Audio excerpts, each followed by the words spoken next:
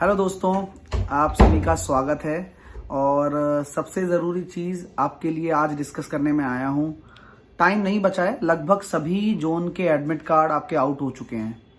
Notification आ गया है, admit card आप देख सकते हैं। एसएससी ने सुबह सुबह उठा कर पहली शिफ्ट लगा दी है, ठीक है। तो एडमिट कार्ड भी आ गए, अलग अलग जगह भेज भी दिया गया है स्टूडेंट्स को कि भाई यहाँ यहाँ आपका पेपर है, इस शिफ्ट में पेपर है। लास्ट टाइम में आप क्या करें, क्या प्रिपरेशन स्ट्रेटजी हो जिससे कि आप अधिकतम स्कोर कर पाएं। अब ये जो एक ऐसा वक्त है, इस वक्त में जितनी भी आपने मेहनत करी है वो तो काम आती आती है, लेकिन लास्ट में जो आप स्मार्ट वर्क करके जाते हैं वो ज़्यादा काम आता है। मैथ के लिए सबसे सिंपल चीज़ बता रहा हूँ कि आपके जो लेटेस्ट आपके जो पेपर्स हुए हैं और सीपीओ के पेपर, जिनको प्रोस्पेक्टिव, जिनको ध्यान में रखते हुए मैं एक्सपेक्टेड पेपर भी करा रहा हूँ 12:30 बजे। और एक चीज मैंने और शुरू करी है 12:30 बजे वाईफाई स्टडी पर, ठीक है। एक चीज मैंने और शुरू करी है, वो तो जरूर लेनी है आपको लास्ट टाइम में। वो क्या है? Catch the math. जिनका भी पेपर है सीजीएल का, जिनका भी पेपर है, मैं उनसे यही कहूंगा भाई, कैच द मैथ रात को 8 बजे होता है। आप समय निकालिए, रात को 8 बजे जरूर टाइमर के साथ लगाइए, क्योंकि जो लिमिटेड टाइम बचा है इसमें आप लिमिटेड टाइम में क्वेश्चन को अटेम्प्ट करना सीखेंगे। स्पीड टेस्ट की तरह होता है। रात को 8 बजे कैच द मैथ अनअकैडमी की फ्री क्लास में होता है, वो आपको ज्वाइन करना है, ठीक है।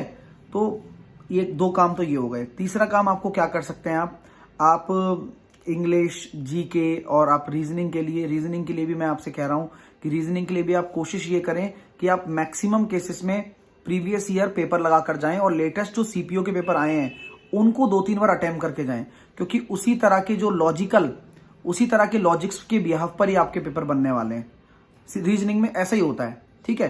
तो लेटेस्ट जो लॉजिक है उसी के बिहाफ पर बनेंगे। लास्ट में टिप्स बता रहा हूं मैं आपको, और ये प्रिपरेशन स्ट्रेटजी है कि आप ये करके अपने आप को सेफ महसूस कर सकते हैं। यार पेपर में कुछ ना कुछ पॉजिटिव्स लेकर जाओगे आप, वरना ये दिन भी ऐसे ही निकल जाएंगे जैसे पिछले दिन निकले हैं। आप भी जानते हो इस बात को, है ना। तो रीजनिंग का भी डिस्कशन हो गया।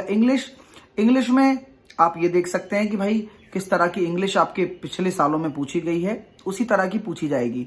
सीजीएल में इंग्लिश टफ नहीं आती है, ये भी आप जानते हैं।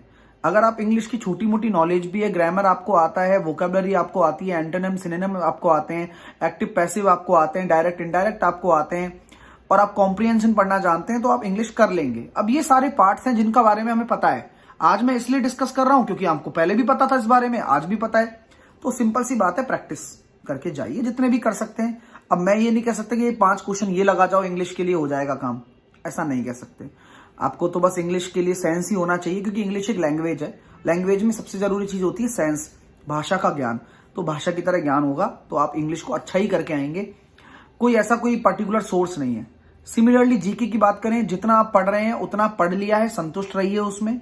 और जो पढ़ सकते हैं लास्ट में आर्टिकल्स हो गए, लेटेस्ट स्पोर्ट्स में क्या क्या चल रहा है, किस किस ने नोबेल प्राइज जीता, किस किस ने कौन से पदक जीते, क्या इस साल कौन कौन सी अच्छी बुक्स आई हैं, किस व्यक्तित्व के ऊपर बुक्स लिखी गई हैं, उससे रिलेटेड क्या कुछ घटनाएं घटित हुई हैं, क्या इंटरनेशनल स्तर पर यूक्रेन और रशिया वॉर से कुछ अपने भारत के संबंध में कुछ लीड्स आई हो, या फिर उसके अलावा आपके 5G से रिलेटेड कुछ आपके दिमाग में कुछ प्रश्न उठ रहे हो, या उसके अलावा कोई भी इंटरनेशनल अफेयर, ओपेक से रिलेटेड अभी आपका समिट हुआ है इंडोनेशिया में, उससे रिलेटेड कोई क्वेश्चंस आपके दिमाग में चल रहे हो, तो वो सब आता है और ये फिक्स है। तो आप आसपास की खबरों से तो अवेयर रहें, जिससे कि आप चीजों को बना पाएं। साथ के साथ हर स्टेट के आप हर स्टेट के आप मुख्यमंत्रियों का पता लगा कर रखें, ठीक है। हाँ, मुख्यमंत्री का जरूर पता लगा कर रखें भाई, कौन अपॉइंट हुआ है ना, और किस तरह से। तो ये छोटी छोटी जीके की चीजें, हालांकि मैं जीके की टिप्स इसलिए दे रहा हूं क्योंकि जितना मुझे लगता है कि बड़ा सेफ तरीके से आप जीके करके आ सकते हैं, क्योंकि जितना आप पढ़कर जाएंगे उससे बेटर आप करके आने की कोशिश करेंगे। कि अगर आप जो लास्ट टाइम में अच्छा पढ़कर जा रहे हैं तो जीके अच्छा निकल के आ जाता है। कोशिश यही करो कि जो सब्जेक्ट है मैक्सिमम स्कोर करने की, मैथ्स कर सकते हो, और इसके साथ साथ रीजनिंग मैक्सिमम स्कोर कर सकते हो। इंग्लिश और जीके, इनमें आपकी नॉलेज चाहे कितनी भी हो या कितना भी आप जानते हो, अगर आता होगा तो कम समय में हो जाएगा, अगर नहीं आता होगा तो आप टाइम वेस्ट नहीं करेंगे इसमें। मैथ को लास्ट में अटेम्प्ट करना, रीजनिंग को पहले अटेम्प्ट करना, और जीके इंग्लिश को बीच में अटेम्प्ट करना, यही तरीका होता है सीजीएल को निकालने का। और उम्मीद करूंगा कि ये लास्ट मिनट स्ट्रेटजी आपके काम आए, और आप आने वाले जो जितना भी समय बचा है इसमें एक अच्छी प्रिपरेशन कर रहे हो। रात को 9 बजे मैं एडवांस मैथ के सारे टॉपिक करा रहा हूं। उससे पहले मैंने फॉर्मूला रिवीजन भी आपको करा दिया है चैनल पर, क्विक ट्रिक बाय साहिल सर पर मैंने फॉर्मूला रिवीजन करा दिया है। आप जाकर जरूर देखें उस फॉर्मूला रिवीजन को। साथ के साथ एडवांस मैथ के टॉप क्वेश्चंस करा रहा हूं, उन्हीं में से क्वेश्चन आएंगे अलजेब्रा के, ज्योमेट्री के, ट्रिग्नोमेट्री के, उन्हीं में से आने वाले हैं। लेकिन आपको लास्ट टाइम देखने पड़ेंगे वो, तभी तो आप उसमें करके आ पाओगे पेपर में। अब यही वाली बात है कि यही समय है और इतने ही समय में करना है। पेपर आ गया है और मुझे पता है कब समय कम मिला इस बार तुम्हें, लेकिन इसका एक्सक्यूज ना बनाइए। आने वाले समय के लिए प्रिपरेशन मैं 19 दिसंबर से चालू कर रहा हूं। तो जो बच्चे 0 लेवल से तैयारी करना चाहते हैं और 1 साल तक मेरा कोर्स चलेगा, वो फाउंडेशन बैच आ रहा है मेरा अनअकैडमी पर, साहिल 10 लगाकर आप जुड़ सकते हो, जुड़ जाना।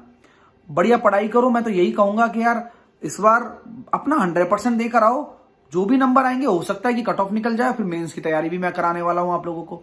तो आप बिल्कुल भी परेशान ना हो, मेरे साथ जुड़े रहें। Take care, all the very best, love you all, अपना ध्यान रखिए, बाय बाय। और मैं ये कहूंगा कि चैनल को सब्सक्राइब कर लें। Take care.